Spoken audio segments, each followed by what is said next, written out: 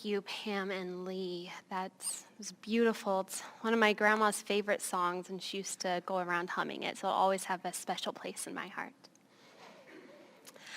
So I don't know how many of you have been watching the weather in Chicago or in the Midwest in general, but I can tell you I've been watching it in, well, petty glee. It's been very cold and snowy thus far. In Chicago alone, they've gotten over a foot of snow in a week, and they've also had the longest February cold snap in over 60 years. And my dad just told me it feels like it's negative 35 in Missouri. One of my friends said last week on Super Bowl Sunday that she still had to go to the local store to get a few groceries for her and her partner before they actually watched the Super Bowl. She decided to wait until the temperature reached 6 degrees that day, because that was the warmest part of the day. I must admit, acclimated quite well to Southern California winters, when 45 degrees is really, really cold. Yes, I do enjoy the beach life quite a bit. But I think that in many ways, my heart still dwells in the hills or mountains. As many of you know, I grew up in an area known as the Ozark Mountains, even though they're more like hills. And someone just the other week asked me, "Isn't it pretty out there?" And I got so excited to tell them about the rolling hills that were covered in beautiful trees, and that during each morning you could see the fog settling in the trees and creating a beautiful dew. As much as I love a day at the beach, when I think about the times that I have felt closest to God, it's been when I am in the mountains. The mountains are where my heart lies, and that is where I meet God. After seminary, I had the amazing opportunity to hike the Inca Trail in Peru. Well, after getting over altitude sickness, it was one of the greatest experiences of my life. I actually got to partake in another culture's religious pilgrimage. And I remember specifically taking a moment before dinner, as everyone on the hike napped, to just sit and watch the clouds at eye level pass by me. I saw God in that moment. Then a few months before I moved here, I had the opportunity to visit Palestine and Israel and the many churches that they had built up in their mountains. Now, these churches and monuments were beautiful, and they spoke to the faith of those who built them and those who visited them. But I found my eyes drawn to the landscape that surrounded them. While everyone toured the grounds, I sat by myself and stared at the horizon and the beautiful mountains. I saw God in that moment. But you know what? The moments that I felt closest to God when I was in the mountains, well, those were the 2 chances that I got to go up to the mountains with my church family for family camp. Yes, God was in the picturesque landscape of the snow-capped mountains. God was in the sound of the spring running through the campus and the smell of the trees in the wind. But God was also in the little room upstairs where we met, laughed, played games, created, and shared. I saw God in those moments. When I read the verse today, I admit it hit me like a ton of bricks. You see, this scripture was the scripture that our family camp services were centered around last year, going up the mountain to see God. I even thought about not choosing another scripture for today because I knew this was going to be hard for me.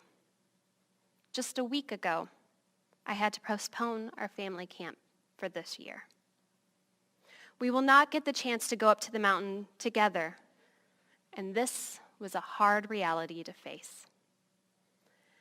But then, someone who went to family camp with me last year said, maybe it's the perfect scripture for this time. I can still see God in this moment.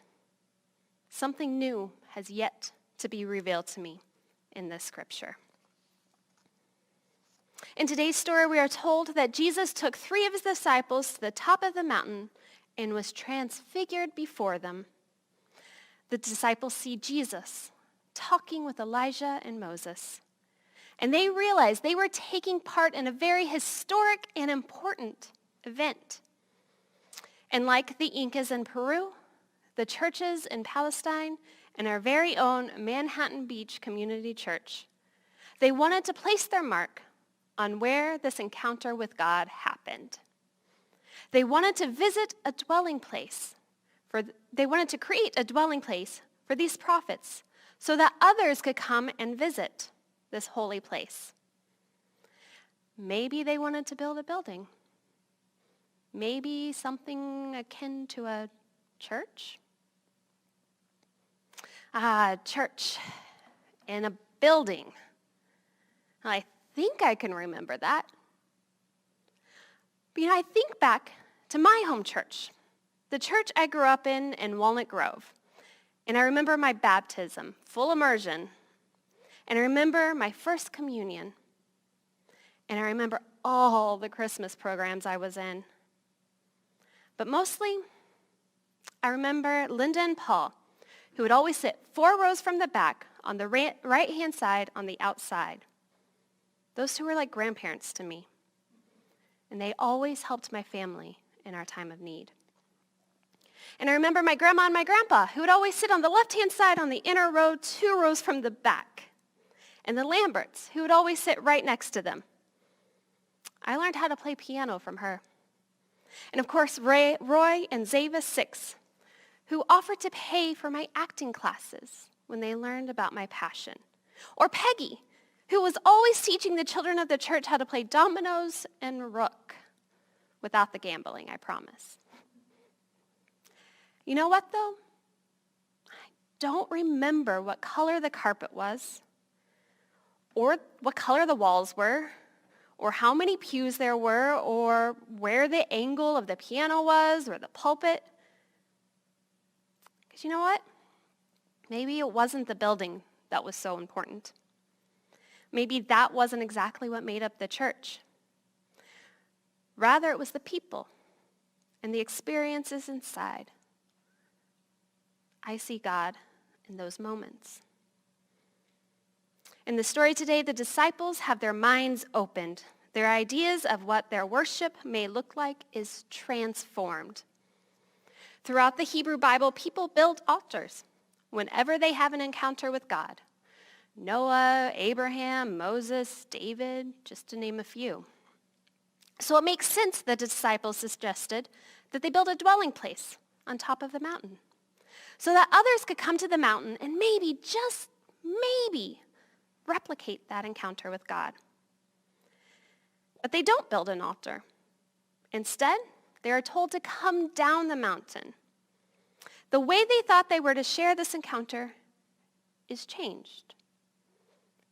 Transformed, you might say. Rather than marking the spot, the building, the dwelling place, a church to be revisited, they are told to tell about this happening after the resurrection of Christ.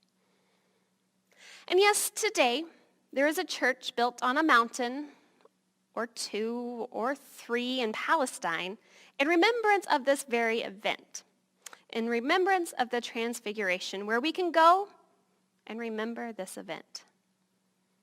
But they don't know which mountain this transforming of what it means to encounter God actually happened on. Because it's not where it happened that it's important, but it's that it happened. It wasn't the place. It was the encounter with God. It wasn't the mountaintop that becomes significant, but the story and the people in the story that the disciples tell that is passed down. Like the disciples in the story, we are not expected to dwell in the holy place where we make encounters with God. We're not to make the place more important than the encounter. We are to tell the stories of our encounters to others so that they may believe in God's good news too. This building, this campus, it's extremely important to this community because this is where we encounter God. But God does not end here. We have learned during the COVID crisis that this building is not the church. The encounters and the people we have met here are very real, and so are the stories that we are to tell. The stories of Jackson's Maundy Thursday, playing at that piano right there. The many wonderful gifts of music from our choir here on this chancel. The confirmation of our youth into membership into this church. The weddings, the funerals, the games of sardines we play with our kids. The many inspiring lay people sharing their stories from our altar or from our pulpit. And of course, the day Messy Church took over our sanctuary, the donuts at coffee hour, and the conversations with our church family. And so much more.